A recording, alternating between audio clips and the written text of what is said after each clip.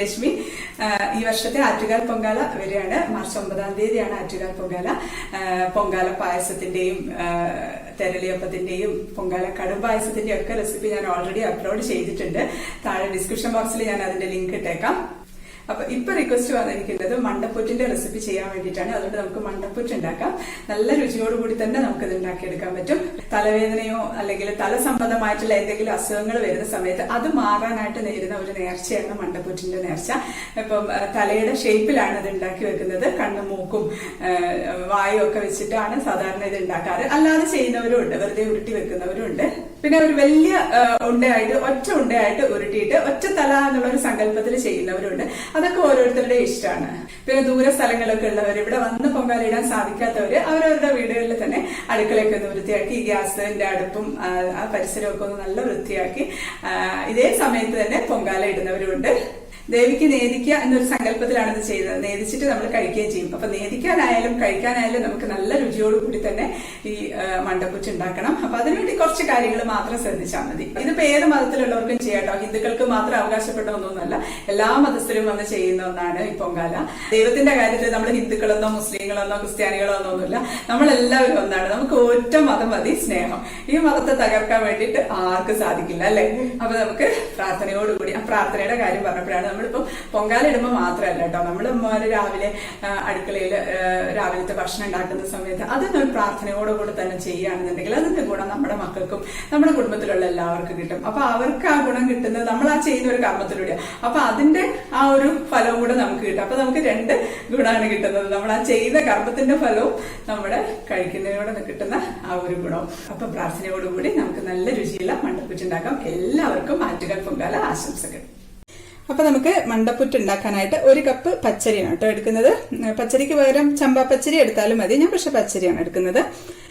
ഇതിന് പകരം ഇപ്പൊ വാങ്ങിക്കുന്ന പുട്ടുപൊടിയില്ലേ, അത് വെച്ചിട്ടും ചെയ്യാം. പക്ഷെ നമ്മളിപ്പോ അമ്പലത്തിലേക്കായിട്ടല്ലേ ചെയ്യുന്നത്. അപ്പൊ നമുക്ക് അതിൻ്റെതായിട്ടുള്ള രീതിയിൽ തന്നെ ചെയ്യാം. കൂടുതൽ രുചി ഇങ്ങനെ ചെയ്യുന്ന തന്നെയാണ് കേട്ടോ. വലിയ ബുദ്ധിമുട്ടൊന്നുമില്ല അത് ഉണ്ടാക്കാനായിട്ട്, എളുപ്പം തന്നെയാണ് ഉണ്ടാക്കാൻ. അപ്പൊ നമുക്ക് ഇതിലേക്ക് വെള്ളം ഒഴിച്ചിട്ട് നന്നായിട്ടൊന്ന് കഴുകിയെടുക്കാം. ഇതിപ്പോ നന്നായിട്ട് കഴുകിയിട്ടുണ്ട്. നിറച്ചും വെള്ളം ഒഴിച്ച് അടച്ചു വെച്ചു കൊടുക്കാം. 4-5 മണിക്കൂർ ഒന്ന് കുതിരാനായിട്ട് മാറ്റി വെക്കാം. ഇതിപ്പം ഒരു 5 മണിക്കൂറൊക്കെ ആയിട്ടുണ്ട് കേട്ടോ. 4-5 മണിക്കൂർ മതി. നമുക്ക് വെള്ളം വാരാനായിട്ട് അരിപ്പയിലേക്ക് ഇട്ടു. അടിയിൽ വെള്ളം മുട്ടിയിരിക്കുന്നെങ്കിൽ അതങ്ങ് കളയണേ. ആ വെള്ളം അങ്ങ് കളഞ്ഞു വെക്കാം. സൈഡിലേക്ക് ഒന്ന് ആക്കി വെക്കാം. ഇപ്പൊ ഇത്രയല്ല, ഒരുപാട് കൂടുതൽ എടുക്കുന്നുണ്ടെങ്കിൽ വാർത്ത് വെച്ചാൽ മതി. നമ്മൾ ചോറ് വാർക്കില്ലേ, ചോറ് വാർക്കുന്ന പോലെ വാർത്ത് വെച്ചിട്ട് ഒരു തുണിയിലോ മറ്റോ ഒന്ന് നിരത്തി ഇട്ടിരുന്നാൽ മതി. ഇതിപ്പോ ഞാൻ ഇങ്ങനെ തന്നെ വെക്കുക. അത് കുറച്ച് കഴിയുമ്പോൾ തന്നെ വെള്ളമൊക്കെ പോയി നല്ല ഡ്രൈ ആയിട്ടുണ്ടാവും. ഇപ്പം അത്യാവശ്യമൊക്കെ ഒന്ന് വെള്ളം വാർന്നു പോയിട്ടുണ്ട്. ഇത് മതി. നമുക്കിതൊന്ന് പൊടിച്ചെടുക്കാം. മിക്സിയുടെ ജാറിലിട്ടിട്ടങ്ങ് പൊടിച്ചെടുക്കാം. അതങ്ങ് ഒരുപാടങ്ങ് പൊടിഞ്ഞുകൊണ്ട് പുട്ടിനൊക്കെ പൊടിക്കുന്ന പോലെ ചെറിയ തരിതരിപ്പായിട്ട് പൊടിച്ചാൽ മതി. ഇതിപ്പം പൊടിച്ചെടുത്തിട്ടുണ്ട്.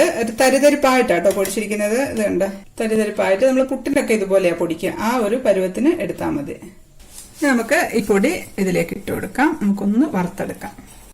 പൊടിക്കുന്ന സമയത്ത് ചിലപ്പോൾ കട്ടകളൊക്കെ ഉണ്ടാവും. അപ്പൊ അത് കട്ടകളൊന്നും കൈ കൊണ്ടൊന്ന് ഉടച്ചു കൊടുത്തേക്കാം കേട്ടോ. ഇതുപോലെ ചെറിയ കട്ടകൾ നമ്മൾ മിക്സിയിലല്ലേ പൊടിച്ചത്. നമുക്കിത് കത്തിച്ചെടുക്കാം. ഇത് നമുക്കൊന്ന് വറുത്തെടുക്കാം. ചൂടാക്കി എടുത്താൽ മതി. ഒരുപാട് അങ്ങ് വറുത്ത് എടുക്കേണ്ട ആവശ്യമൊന്നുമില്ല. നമ്മൾ പുട്ടിനൊക്കെ വറക്കുന്ന ആ ഒരു പരുവാണ്. ഇത് നമ്മളിപ്പോൾ വറക്കുന്ന സമയത്ത് നല്ലൊരു സ്മെല്ല് വരും. ചെറുതായിട്ട് പുട്ടിന്റെ ഒരു സ്മെല്ല് വരുന്ന പോലെ തോന്നും നമുക്ക്. ആ സമയത്ത് ഓഫാക്കിയാൽ മതി. ഇത് മതി കേട്ടോ. ഇതിപ്പം ഒരു 4-5 മിനിറ്റ് ഒന്ന് വറുത്താൽ മതി. ഇപ്പം മതി. ഞാൻ ഓഫാക്കുകയാണേ. അപ്പൊ ഞാൻ ഹൈ ഫ്ലെയിമിൽ ഒരു 5 മിനിറ്റ് ഇളക്കിയിട്ടുണ്ട്. അപ്പൊ തന്നെ നല്ല പുട്ടിന്റെ ഒരു സ്മെല്ല് വരുന്നത്, ആ പച്ച മണം മാറി നല്ലൊരു സ്മെല്ല് വരും. ഒരുപാടൊന്നും മൂപ്പിക്കൊന്നും വേണ്ട. ഇത് മതി. ഇനി നമുക്ക് ചെറുപയറാണ്. ഇത് ചെറുപയർ ഒന്ന് വറുത്തെടുക്കണം. ഇപ്പൊ ഒരു 1/4 കപ്പ് ചെറുപയറുണ്ട്. ഒരു 150 ഗ്രാം ഒക്കെ ഉണ്ടാവേ. ഇത് നമുക്ക് നന്നായിട്ടൊന്ന് വറുത്തെടുക്കാം. ഇപ്പൊ ഒരു 4 മിനിറ്റ് ഒക്കെ വറുത്തിട്ടുള്ളൂ.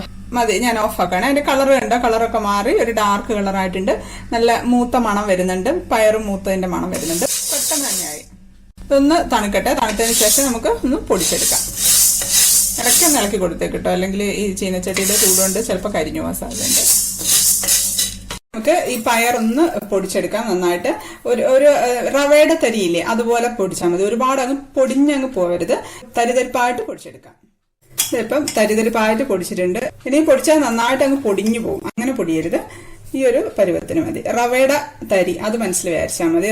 റവയുടെ തരിയില്ലേ, അതുപോലെ ഒരു തരിതരിപ്പായിട്ട് പൊടിച്ചെടുക്കുക. ഇനി നമുക്ക് ഒരു മിക്സിയുടെ ജാറിലേക്ക് 1 ടേബിൾ സ്പൂൺ പഞ്ചസാര ഇട്ട് കൊടുക്കാം. ഇത് നമുക്ക് ഏലക്ക ഒന്ന് പൊടിച്ചെടുക്കാൻ വേണ്ടിയിട്ടാണ്. അപ്പോൾ അതിലേക്കൊരു 3-4 ഏലക്ക, അത് അത്ര വലിയ ഏലക്കയല്ല, അതുകൊണ്ട് ഞാൻ 4 എടുക്കുകയാണ്. ഇത് നമുക്ക് പൊളിച്ചിട്ട് ഇട്ട് കൊടുക്കാം. ഏലക്ക ഇട്ടിട്ടുണ്ട്. ഇനി ഇതിലേക്ക് നമുക്ക് ഒരു ചെറിയ കഷ്ണം ചുക്ക്. സാധാരണ തെരളിയപ്പത്തിനൊന്നും ചുക്കിടാറില്ല, പക്ഷെ നമ്മളിതിൽ ചെറുപയർ ചേർക്കുന്നതുകൊണ്ട് ചുക്കിട്ട് കഴിഞ്ഞാൽ നല്ല ടേസ്റ്റാണ്. അപ്പോൾ നമുക്ക് ഈ ഒരു ചെറിയ കഷ്ണം ചുക്കും കൂടി ഇട്ടിട്ട് നമുക്കൊന്ന് നന്നായിട്ട് പൊടിച്ചെടുക്കാം. ഇതിപ്പം നന്നായിട്ട് പൊടിച്ചെടുത്തിട്ടുണ്ട്. ഇത് നമുക്കവിടെ മാറ്റി വെക്കാം.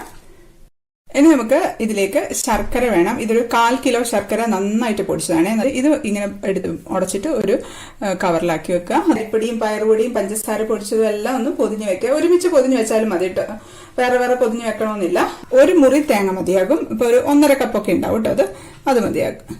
ഒരു പാത്രത്തിലേക്ക് തേങ്ങ ഇട്ട് കൊടുക്കാം. ഈ ചിരണ്ടി വെച്ച തേങ്ങയില്ല, ശർക്കര ഇട്ട് കൊടുക്കാം. ഇനി നമുക്ക് നന്നായിട്ട് അങ്ങ് ഞരടി പിടിപ്പിച്ചങ്ങ് കുഴച്ച് നല്ല നനവ് ഇങ്ങനെ വരണം. അതിനകത്തുനിന്ന് നന്നായിട്ട് അങ്ങ് കുഴക്കണം. ഇതിലാണ് നമ്മുടെ അരിയും ചെറുപയർ പൊടിച്ചതും ഇതിലാണ് നന്നായിട്ട് നനഞ്ഞു വരേണ്ടത്. അപ്പം അതിനനുസരിച്ച് അത്രയും നന്നായിട്ടൊന്ന് മിക്സാക്കി എടുക്കാം. ഇതിപ്പം നന്നായിട്ട് കുഴച്ചിട്ടുണ്ട്.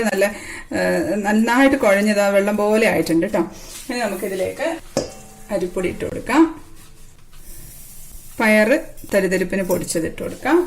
ചുക്കും ഏലക്കായും കൂടെ പൊടിച്ചതില്ലേ, അതും ഇട്ട് കൊടുക്കാം. പഞ്ചസാരയിൽ ചുക്കും ഏലക്കായോടെ പൊടിച്ചത് ഇതെല്ലാം ഇട്ടിട്ടുണ്ട്. ഇനി നമുക്ക് ഇതിനകത്തേക്ക് ഒരു ടേബിൾ സ്പൂൺ നെയ്യ് ഒഴിച്ചു കൊടുക്കാം.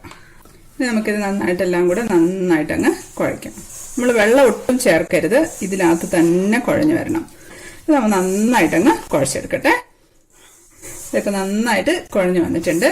ഇൻ കേസ് ഇനി ഇത്രയും കുഴഞ്ഞു വന്നിട്ടില്ല എന്നുണ്ടെങ്കിൽ, നമുക്ക് ഉരുട്ടിയെടുക്കാൻ പറ്റുന്നില്ല എന്നുണ്ടെങ്കിൽ ശകലം വെള്ളം വേണമെങ്കിൽ ഒന്ന് കുടഞ്ഞു കൊടുക്കാം കേട്ടോ. പക്ഷെ വെള്ളം ഒഴിക്കാതെ ചെയ്യുമ്പോഴാണ് ടേസ്റ്റ്. ഇനി നമുക്കിത് ഉരുട്ടിയെടുക്കണം. ഉരുട്ടിയെടുക്കുന്ന സമയത്ത് ഒരുപാട് അങ്ങ് ഉണ്ടയാക്കി എടുക്കണ്ട. തലയുടെ ഷേപ്പിൽ, ആ ഒരു ഷേപ്പിൽ ഉരുട്ടിയെടുത്താൽ മതി. അത് നമ്മൾ തലവേദനയ്ക്കും തലയുടെ എന്ത് അസുഖത്തിനും വേണ്ടി ഒരു നേർച്ചയാണ്. അപ്പൊ ഇങ്ങനെ ഒരു ഷേപ്പിൽ ഇങ്ങനെ ഉരുട്ടിയെടുത്തിട്ടുണ്ട്. ഞാൻ എന്താ ചെയ്യുന്നതെന്ന് വെച്ചാൽ ഇത് നമ്മൾ ഇങ്ങനെ തന്നെ പുഴുങ്ങിയെടുക്കുകയും ചെയ്യാം. അല്ലാന്നുണ്ടെങ്കിൽ നമുക്കിതിൽ കണ്ണും മൂക്കും ഒക്കെ ഒന്ന് വരച്ചു കൊടുക്കാം. അപ്പൊ ഞാൻ അതിന് വേണ്ടി ഒരു സ്പൂണിന്റെ അറ്റ എടുത്തിട്ടുണ്ട്. ഉരുണ്ട അറ്റാണ് കേട്ടോ ഇത്. അപ്പൊ അതൊക്കെ ഒന്ന് ആക്കി കൊടുത്താൽ മതി. നമ്മളിതാ ഒരു ചെറിയൊരു കഷ്ണം എടുത്ത് നമുക്കൊരു മൂക്കും കൂടെ വെച്ചു കൊടുക്കാം. അതിന്റെ മുകളിൽ അങ്ങ് വെച്ചു കൊടുത്താൽ മതി.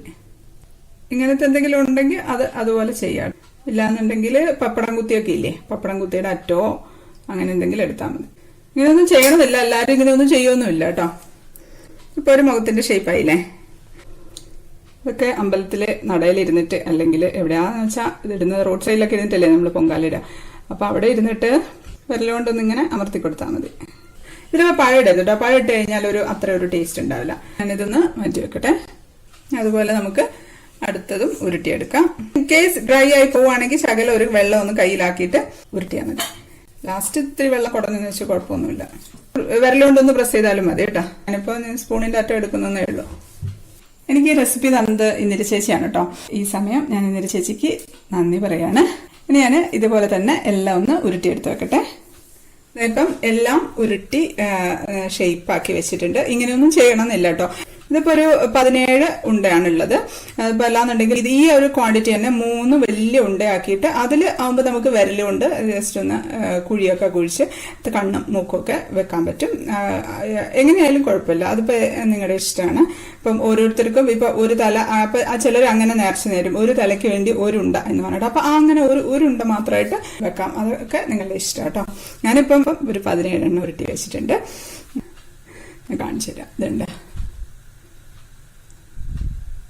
നല്ല ഭംഗിയില്ലേ കാണാൻ. എളുപ്പമാണ്, പെട്ടെന്ന് തന്നെ ഉണ്ടാക്കി കഴിഞ്ഞു. ഇനി നമുക്കിതൊന്ന് സ്റ്റീം ചെയ്തെടുക്കണം. ഇനി നമുക്ക് ഇതെല്ലാം സ്റ്റീം ചെയ്യുന്ന പാത്രത്തിലേക്ക് വെക്കാം. പൊങ്കാല അടുപ്പിലേക്കാണെന്നുണ്ടെങ്കിൽ അടുപ്പിൽ പാത്രം വെക്കുക. എന്നിട്ട് അത് സ്റ്റീം ചെയ്തുകൊണ്ടിരിക്കുമ്പോൾ നമ്മളിങ്ങനെ ഓരോന്ന് ഉരുട്ടി അങ്ങ് വെച്ചിരുന്നാൽ മതി. ഏത് ഷേപ്പിൽ വേണമെങ്കിലും ഉരുട്ടിയെടുക്കാം കേട്ടോ. ഇപ്പം തിളയ്ക്കുന്നുണ്ട്. നമുക്കിത് വെച്ച് കൊടുക്കാം. നല്ല ഹൈ ഫ്ലെയിമിൽ തന്നെയാണ്. ഇപ്പം നമുക്കിത് അടച്ചു വെച്ച് കൊടുക്കാം. ഇതിപ്പോ ഒരു 20 മിനിറ്റ് ഒക്കെ ആയിട്ടുണ്ട് കേട്ടോ. 15 തൊട്ട് 20 മിനിറ്റ് വരെ വെച്ചാൽ മതിയോ. ഇതിപ്പം തൊടുന്ന സമയത്ത് ഒരു ചെറുതായിട്ട് ഞെങ്ങുന്ന പോലെ ഉണ്ടാവും കേട്ടോ. പക്ഷെ തണുത്തതിന് ശേഷം നമുക്ക് എടുക്കാം. നമുക്ക് അങ്ങോട്ട് ഇവിടെ നിന്ന് എടുത്തങ്ങ് മാറ്റി വെക്കാം. ഇപ്പം എല്ലാം നല്ല തണുത്തിട്ടുണ്ട്, കുറച്ച് ഹാർഡായിട്ടുണ്ട് കേട്ടോ. അപ്പൊ നമുക്കിത് പ്ലേറ്റിലേക്ക് എടുത്ത് മാറ്റി വെക്കാം.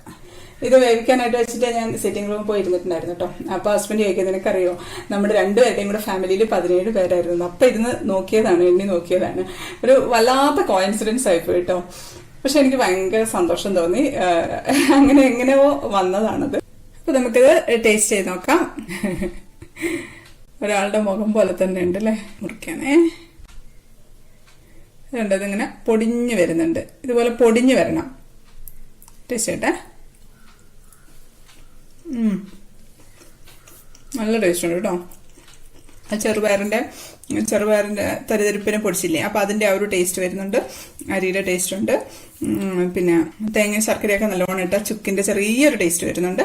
പക്ഷെ എല്ലാം കൂടെ നന്നായിട്ട് നല്ല മധുരമൊക്കെ കറക്റ്റാണ്. അപ്പൊ ഇങ്ങനത്തെ ഒക്കെ ഉണ്ടാക്കുമ്പോൾ കുറച്ച് മധുരം വേണമല്ലോ. അപ്പൊ നല്ല ടേസ്റ്റ് ആയിട്ട്. അപ്പോൾ എല്ലാവരും ഉണ്ടാക്കി നോക്കുമല്ലോ. പൊങ്കാലയ്ക്ക് മാത്രമല്ല, നല്ലൊരു ഈവനിങ് സ്നാക്ക് കൂടിയാണ് കേട്ടോ അത്. വൈകുന്നേരങ്ങളിൽ കുട്ടികൾക്കൊക്കെ ഉണ്ടാക്കി കൊടുക്കാം. പയറൊക്കെ ചേർക്കുന്നതുകൊണ്ട് നല്ല ഗുണമുണ്ട്, എന്നാൽ നല്ല രുചിയുള്ള ഒരു ഈവനിങ് സ്നാക്കാണ്. പിന്നെ ഇപ്രാവശ്യത്തെ പൊങ്കാലയ്ക്ക് വേണ്ടി നല്ല രുചിയുള്ള ഒരു മണ്ടപ്പുറ്റിന്റെ റെസിപ്പിയാണ്. അപ്പോൾ എല്ലാവർക്കും ഒരിക്കൽ കൂടി പൊങ്കാല ആശംസകൾ. അടുത്ത ഒരു അടിപൊളി റെസിപ്പി ആയിട്ട് കാണാം. അതുവരേക്കും stay happy, stay positive. By.